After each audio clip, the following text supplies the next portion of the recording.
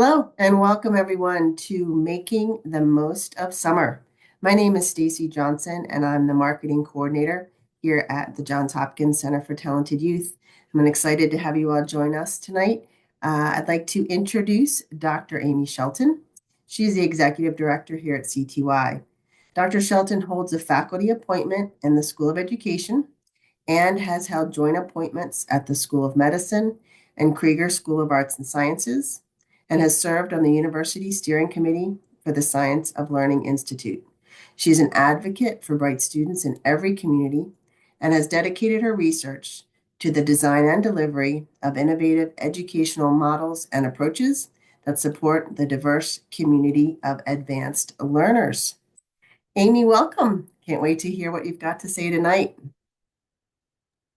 Thank you so much, Stacy, and good evening to people here or wherever you might be. Good morning, good afternoon. I'm excited to be here tonight. I will say up front, I'm going to talk about a lot of different things that come from a combination of what we've learned over many years of experience, but also a lot of the research that's out there in the field. And so while I'm talking about it and feel very strong about it, I want to acknowledge that the work behind this comes from lots and lots of different people.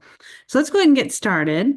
So this is the same QR code that was just on the opening screen. So if you didn't get a chance to, this is your chance to give us a little bit of feedback before we get started, because we're going to talk about what kinds of things kids can do in the summer and just ways to think about it. I'm hoping some of this will feel a little bit like common sense, but maybe in a form of, more organized form than what you're used to.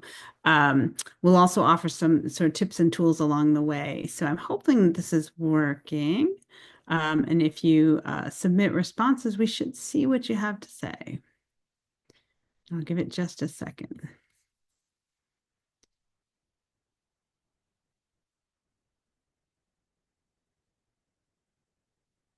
Second one. We have two questions here. I'm going to just check the second question to see if we're getting, it's not clear this is working.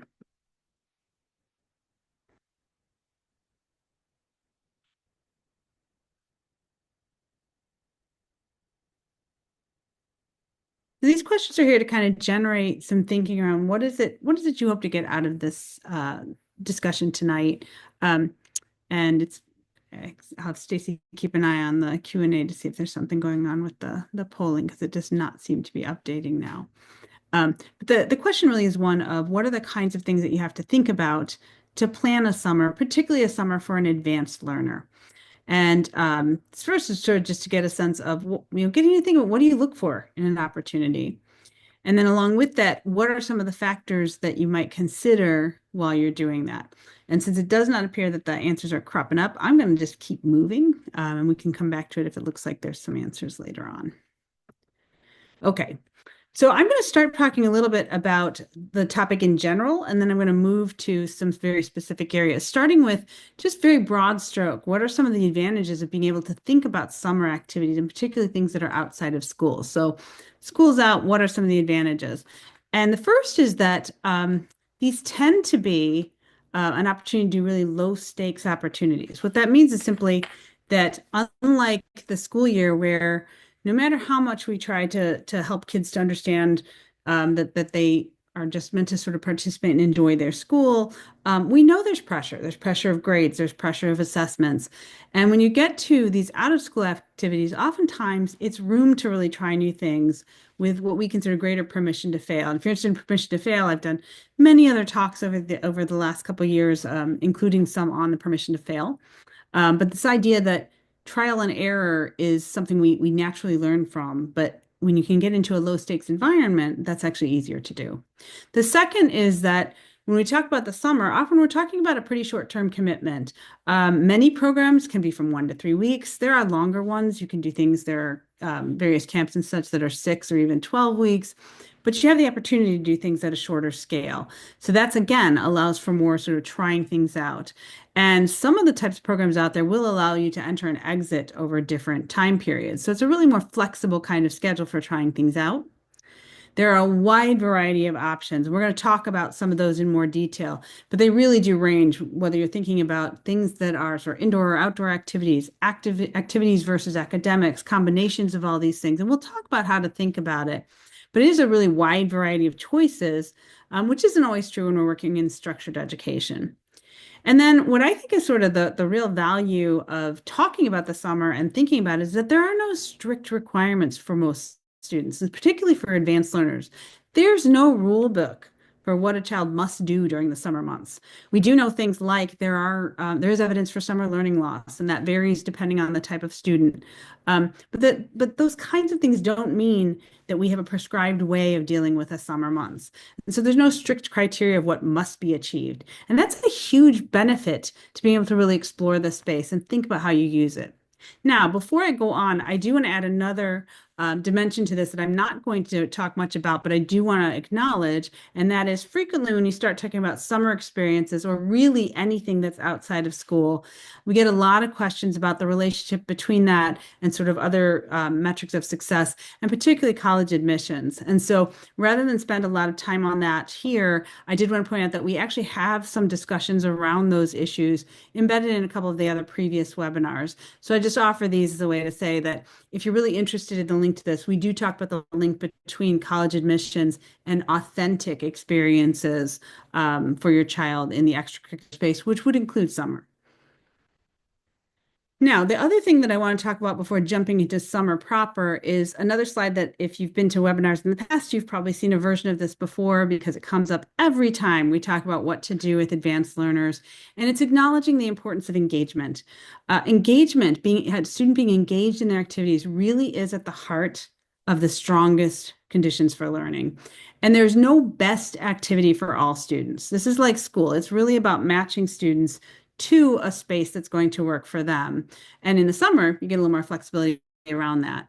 And with that, we need to acknowledge that we can think of an activity or a program as having benefits, but those benefits are diminished if the student's interest is not there. So that's just to acknowledge that we really do have to think about what engages our children. So there's no magic solution, but we do know some things like trying new things is very healthy. It's a great way to do discovery. That genuine interest really is critical for longevity. So if you really want to build up sort of a skill, a content area, staying engaged and being genuinely interested is really important to doing that. And that balance and time management must be part of the equation. So this is just, again, a backdrop to say engagement is always an important element when dealing with an advanced learner. And that's true in the summer as well. So now I want to talk specifically about summer learning experiences. And I use learning here because just about any experience a child is in is going to be a learning experience. And I'm going to talk very briefly about some basic goals and constraints, things that just sort of have to be there in the forefront. Then we're going to dig in a little more deeply on this concept of knowing your child, and then some practical things around finding and vetting opportunities. So I'm going to start with this brief section on goals and constraints. And what I want to suggest here is that before deciding what kind of opportunities you might engage in the summer for your child, you have to first think about some of the things you want to deal with. And in the broadest sense, it's valuable to take a moment to think about what are you trying to accomplish? What are the goals you have for your child during those summer months? And it can be anything from, it really is primarily about keeping kids busy, or maybe about giving them a break, or maybe it's supplementing something they've been doing in school. Maybe they're having, a less than challenging school experience and you want to supplement that and improve it. Maybe it's about building certain skills, but giving just some thought to the kinds of things you'd like to see in this space helps you to start to frame it. And what that does, it kind of gives you a starting point for what to put together for a summer, whether it's to leave things more open-ended or to create a lot of structure. This is a way to get a starting point. The second one is moving into very practical things, and that is it's really difficult to talk about a summer experience and putting together, say, some elements of summer without thinking about things like the family schedule. So all parents and caregivers have to deal with different kinds of constraints, and so it's useful right up front to just acknowledge and think about where those constraints are happening, whether it's with when does the school year actually end? Do you have to worry about childcare as a primary focus? What kind of time do you have planned away? Are there vacation windows? Are there other downtime kinds of things that are happening, family events? Whether you have multiple children that have to be accommodated, and can they be accommodated in the same spaces or not? Those are all those practical constraints that's helpful to kind of put those out there for yourself in thinking about it. And what this does is this sort of defines the windows for programming that are available to you, sort of how to think about the schedule. And then the last part of it is in the goals and constraints is really, being thoughtful about location. And this is going to vary dramatically for different families because you have to ask questions about whether you're looking for something that's a commuter program, like a day program or a residential program, with questions like how far away is too far to commute? We've seen people go down paths with a particular opportunity only to realize that the commute itself was going to be difficult. And if you're thinking residential, is your child ready to be away from home?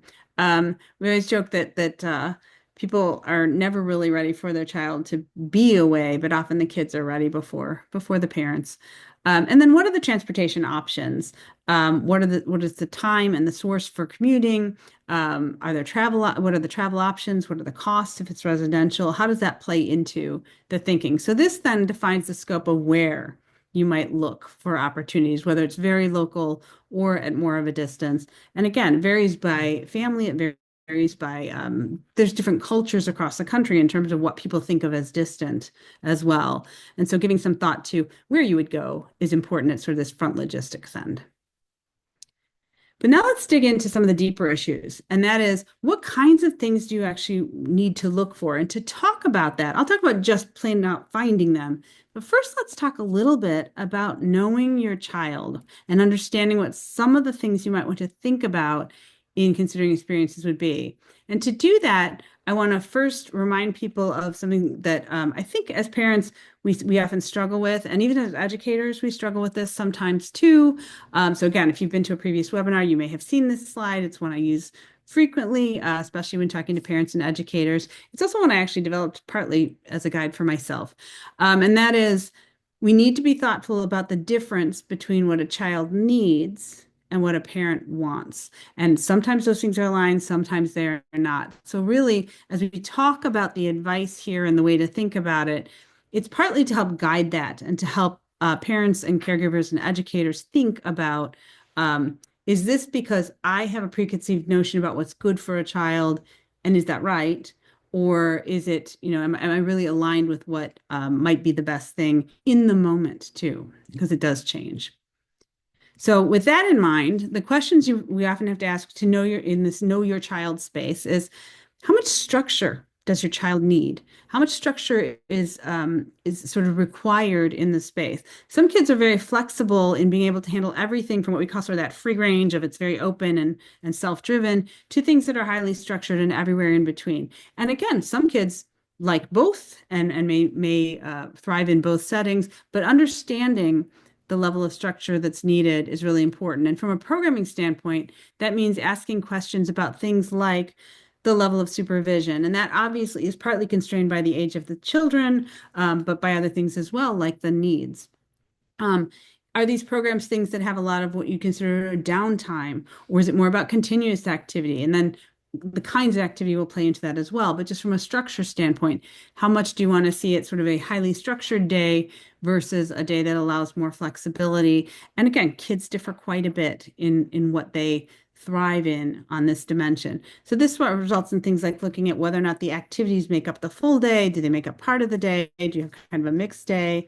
And again, these questions about how you want to structure a day also play into some of those logistics we mentioned earlier. So again, it's sort of a holistic view. And then now what I want to talk about is the other part of this is now matching sort of your child's educational needs to the opportunities. And to do that, I've got this sort of set of models, and they each have sort of a little moniker to kind of help you think about what is it I'm trying to do with a program. And so I'm going to talk to you about the characteristics, again, of these different models and what kinds of students or sort of what orientation the student might have that would benefit from these. So I'm going to start with each of these. And the first is what we call sort of dig in. And this model comes from thinking about students who really crave a deeper dive, meaning that they are ready to really dig into a topic or an area or an activity, a problem, and spend a lot of time on it. These are students who tend to really crave learning in and out of school, and enjoy getting deep into a particular topic. And when we think about programs, these are generally a little bit longer and often the ones with an academic focus. So things that are very sort of either intensives or over a long period of time to stretch it out, but longer programs with this academic focus. And they tend to be focused on a topic or a narrow range. So this might be C2I is an example of a dig in. Many of our courses are about coming and spending a lot of time on one topic, 3 weeks straight every day on a single topic. Um, it allows you to do things like build upon something in school or investigate some additional outside topic. Oftentimes, you can find topics that are not found in school, but that are sort of embellishments of things that might be covered, but much deeper. For example, taking a course on epidemiology when you're still in middle school, something you wouldn't normally see till at least college. But it's that idea of you can focus and really dig in. The second one we call sort of the get involved. And this is these are opportunities that are really for students who want to foster their interest in community. Many students, especially advanced learners, have an interest in community. Many of them actually have outlets for that. But if you have a student who is sort of either not having that kind of an outlet or wants more of it, this can be a way to think about it. And these are students who are interested in sort of building their skill around communities, thinking in terms of cooperation. For many students, thinking about it, getting involved is a sense of purpose and a focus on hands-on. And I will say these actually come in many, many forms. So what we're talking about is essentially service-based experiences, and that can be in the form of service learning coursework. So there may be programs where the coursework itself is sort of service learning elements. It can be programs that have service learning as part of a larger program. So there are many programs and camps that will build in some element of service learning. I saw one the other day where it was a camp and they spend one day putting together backpacks for the homeless, which is near and dear to my heart. My son has done backpacks for the homeless over the years, and but it's a way of sort of giving students an element of service learning within something else they're doing. So this may be something that you may have a child who's interested in this kind of thing, or it can be whole community service projects. This is particularly for older students. These used to be a little more plentiful for sort of high school age, then they moved to be more consistently available to college age students. Now we're starting to see a reemergence of some of these community service project, whether it's a camp or a day program, that are centered around a project again, for high school students. So that's an option in this sort of get involved space. So it's really, again, knowing your child. What are the kinds of things that your child will gravitate to? And again, as you can see with the different options, this also means that at different ages, these will look quite different. The next one is the sampler. And I actually think we have many, many students for whom this is a potentially valuable way to think about a whole summer. And it really comes down to students who want or maybe really need to try new things. So these are this is the model I tend to think of when I'm talking to parents, where students have a wide-ranging interest, lots of different things they're interested in. They may have one area they're really strong in, but they have other things they really want to explore as well, or they may have multiple that they're really strong in. And this can also be great for students who are perhaps because of that interest, or perhaps because they just haven't had the experiences or embrace the experiences, they're still trying to find their interests. And sampling is a way to do that. Or maybe students who need a push to try new things. Sometimes, we have kids in our space all the time, advanced learners included, who really do need to be pushed to give things a try. And sampling is a way to do that. So this is sort of an approach to saying, well, looking at shorter programs or just multiple programs in general, or programs that have multiple options, and doing sort of a pick and choose approach, mixing topics, maybe mixing entirely different types of experiences, and chaining together a series of experiences. So for example, we might have a student who comes and does a 3-week session at CTY and then goes off to sports camp for a week and then goes off to do something else and maybe takes a break in between. I'm told August for a lot of our students, if they're in high school, starts to become band camp for their high school start then, but that's sort of getting that mix of things in there. And the idea is simply that you're not wed to doing one consistent activity all the time, but rather sampling. And probably many students do a little bit of this sampling, but it can actually be a full-on strategy for students who are trying to find their interest. Another important model that is not as often talked about among advanced learners, but is equally important, is what I call the take a break model.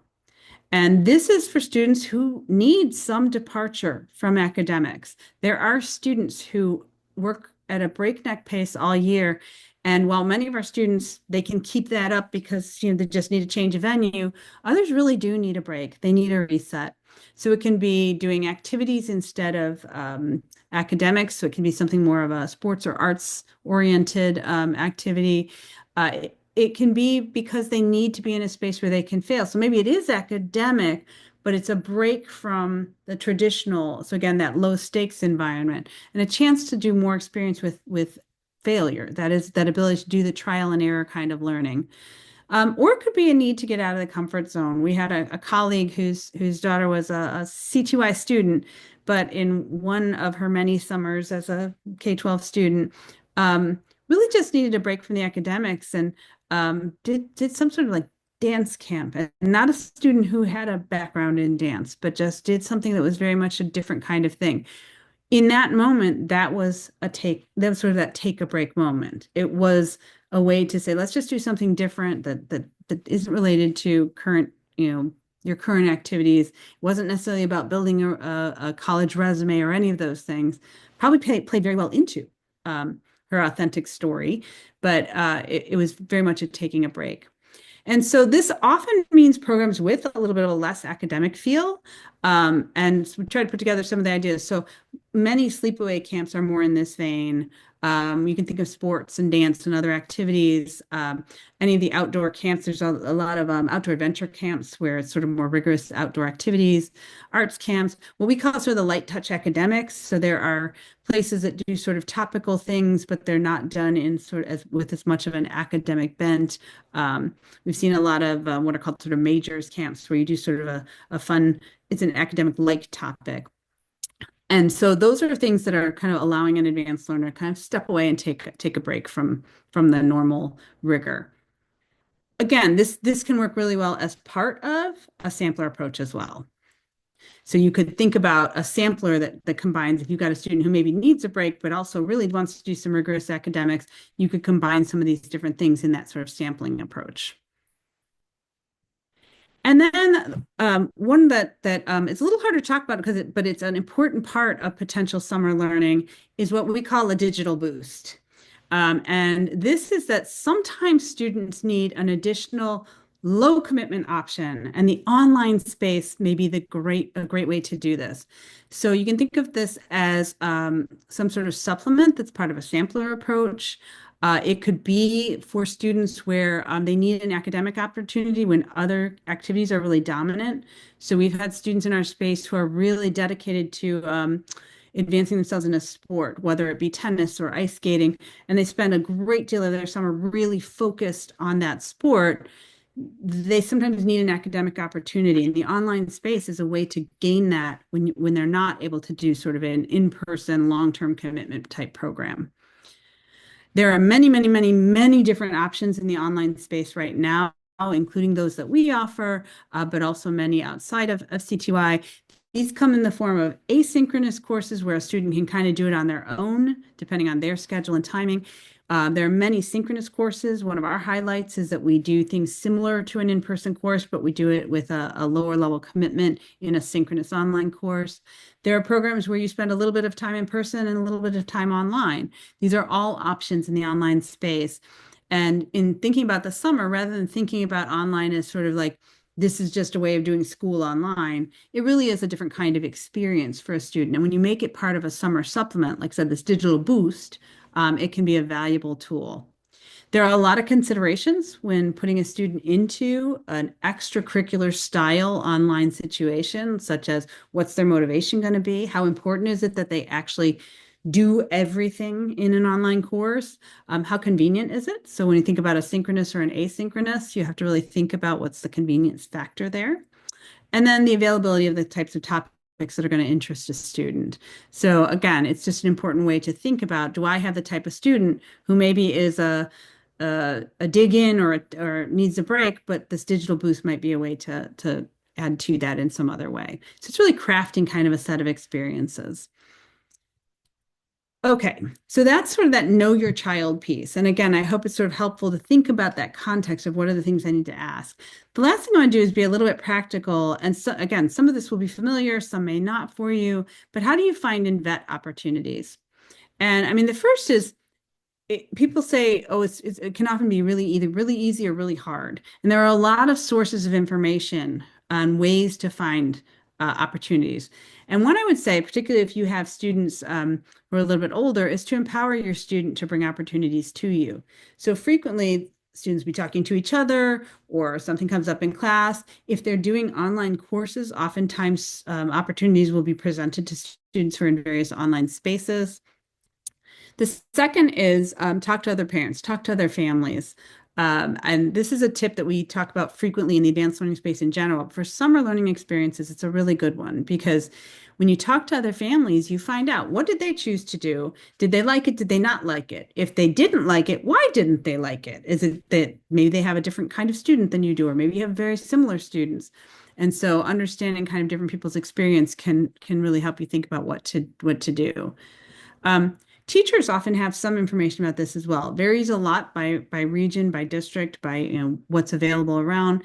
But sometimes teachers are a good source of providing sort of just ideas about what might my child thrive in. Especially a teacher who's known your child for the school year, thinking about what they might recommend. Obviously, and this is, I think we all know this one, the internet has a wealth of information and a lot of opportunities are out there. I would actually combine internet searching with some of these other things, like trying to find other families who are familiar with the particular activity you're looking at, or if you find something on the internet, see if you can't dig in a little bit and just find more, vet it a little on your own before assuming too much about it. And there are a whole range of ways to think about what's out there. And again, some of it's driven by those constraints. That is, where are these things happening? If it's more local, there are better sources. So libraries in many cities and in communities in general often do have some resources for finding these things. So many programs will use libraries as a place to provide their advertising. So it's a way to spend a little time and see what some of the options are.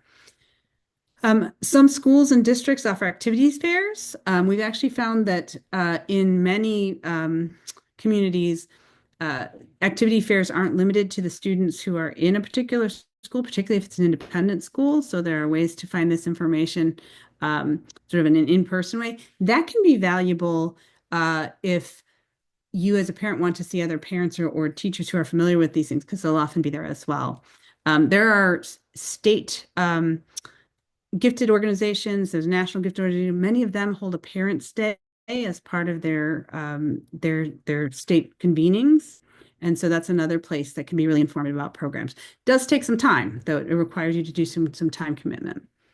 And then we're still in a world where there's actually some decent print media. Many of these actually do appear as both print and online, but many cities, particularly the urban areas, do have still have print media for parents, and many programs still advertise within those. Some of that will show up in the internet media as well, but if you have a local, usually it's a local magazine for parents, that is another source for finding information. So again, all of kind of the usual ways with varying degrees of success. And one thing we will often say is, like, when you see something appear in more than one, that often gives you some insight into sort of the breadth of that particular program. And then there's, where do these things happen? And there's a lot of places where these things happen. So many schools, not all, but many schools and districts will have offerings. It can be for your child's school, but it can also be in other places. So many of the independent schools will offer summer programs that are not strictly for their students and not necessarily tied directly to the curriculum of the school, but just more of a place where these things happen. C2I actually uses independent schools as sites. We're not actually working with the schools necessarily, but we will sometimes use them as places where we do our programs. Colleges and universities, this comes in two forms, at least. One are those things that are sort of hosted, like sports or arts and academics. And then others are that universities will sometimes offer their own pre-college experience. So we're at Johns Hopkins. We are one of the pre-college experiences. We extend much younger than a typical pre-college, but there are also more direct pre-college experiences for older students at a place like Johns Hopkins. So colleges and universities are one of the many places. So again, that depends on region and depends on whether or not you can do residential. So if you don't live in a place that has a university doing these things, that's not going to be available as a commuter type opportunity, but it may be available to you in a residential kind of thing. So finding out what the universities offer and the colleges around you offer is a great way to sort of see what's there. Many of them do actually offer things more and more for younger students in the K-12 space. We've seen a lot of probably more heavily STEM, but also some writing workshops and such that are cropping up, particularly at some of the smaller colleges, which are worth a look. Oftentimes, those are sort of 1 week, low-level commitment kinds of things. And then museums and nature centers more and more offer a variety of things. These can be both regular things like things you sign up for well in advance, but museums and nature centers also have this tendency to do some pop-up kinds of things, like they'll pop up for 1 week with a program. That can be great for a family that has some flexibility, maybe is doing some travel and wants to find out what to do. These are interesting because they're often very small because they're very local to that center, but they're usually run by interesting experts. So many of them will have college students and others who are coming in for the summer and with a high dedication to working with kids. It's a chance for them to kind of flex their intellectual muscle in a really interesting context. So they tend to be sort of an interesting set of individuals. We sometimes work with these individuals as well to deliver on some of our coursework. So we're familiar with this space as well. And then, of course, there's many, many camps for specific interests and activities out there. Again, these will often be things like day camps centered around a particular activity. Sports camps are very common in this space. These are often independent entities that run these specific areas. Some will use local venues to do this, but many also are set in camp settings that they run on a regular basis. So again, a whole variety of places, some of which you're probably familiar with, but it's a way to think about exploring the space. And then finally, I want to wrap up a little bit with how do you vet this? How do you think about it?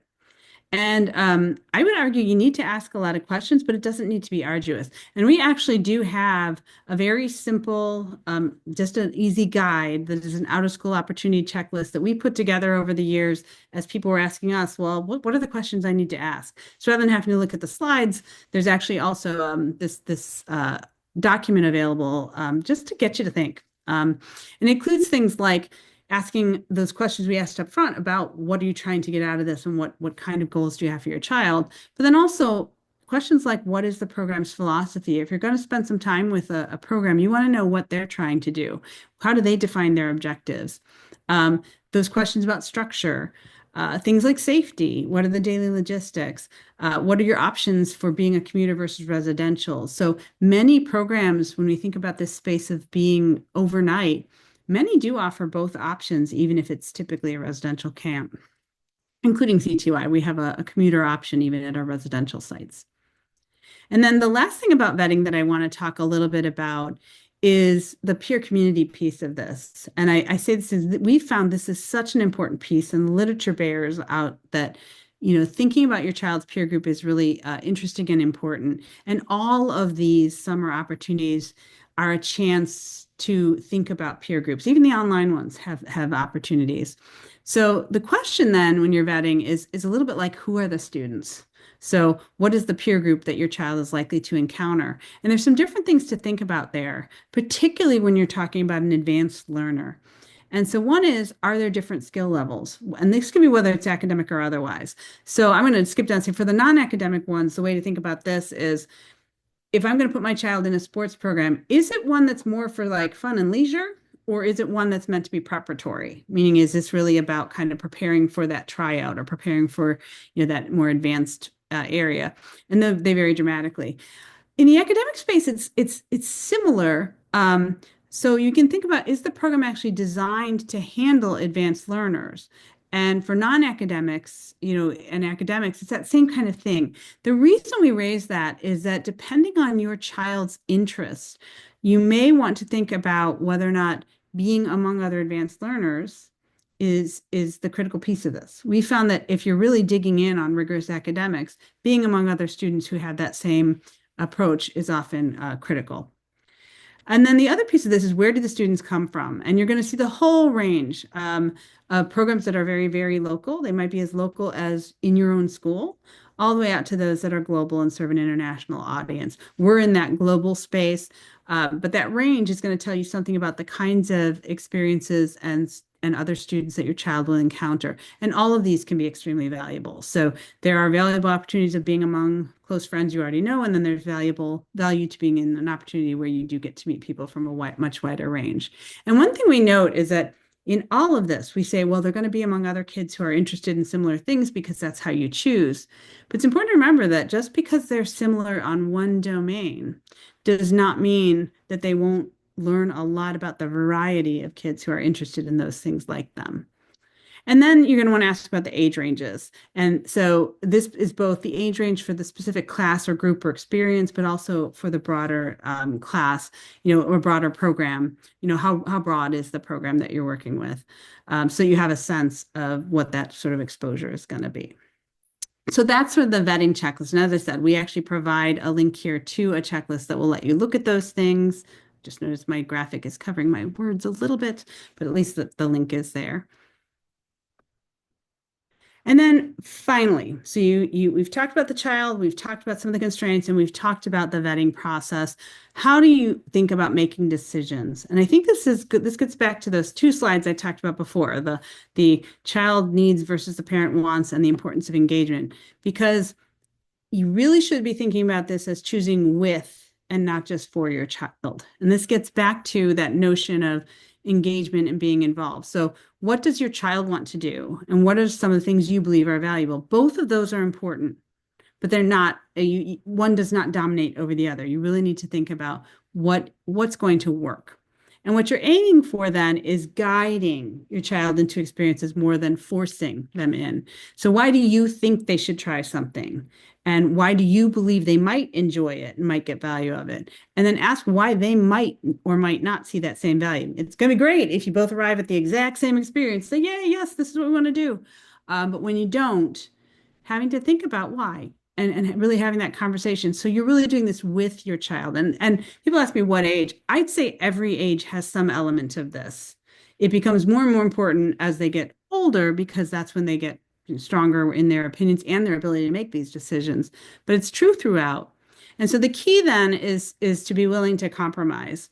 And that means things like being willing to talk about very clear conditions. Like I used to say I required my son to try certain things, but I didn't require him to stick with it if he really was unhappy. And that's not because I was like, oh, he's allowed to quit. That's not the language we use. It's that there are appropriate points at which you can enter and exit. And if you really think your child needs to try something, you also then really need to have to think about, well, what happens if this is not the right fit?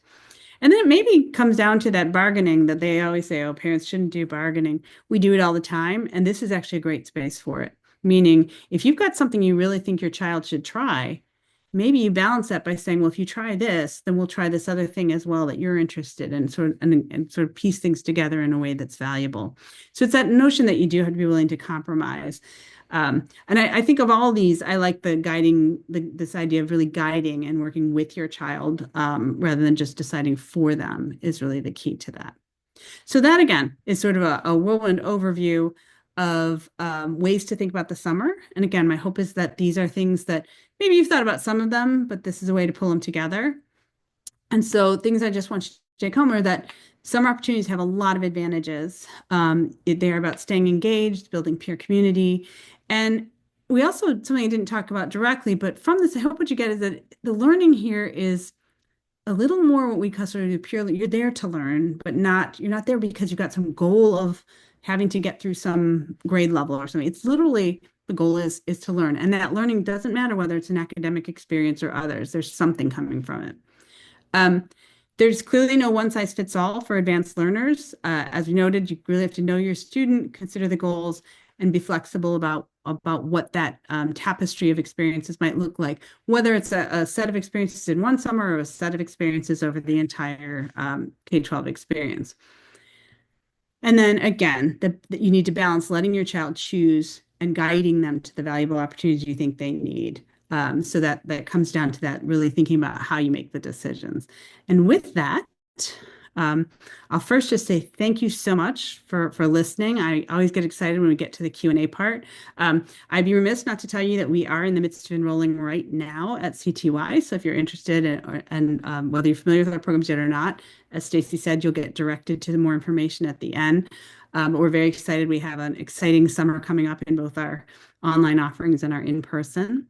And then we've been doing a lot of this work, and I do want to just make a little plug that if you find this kind of work interesting, you want to see more topics happen, then we just ask that you consider making a small donation to our C2I Impact Fund so we can keep doing these things. And with that, I'm going to turn it back to Stacy because it's time for Q&A.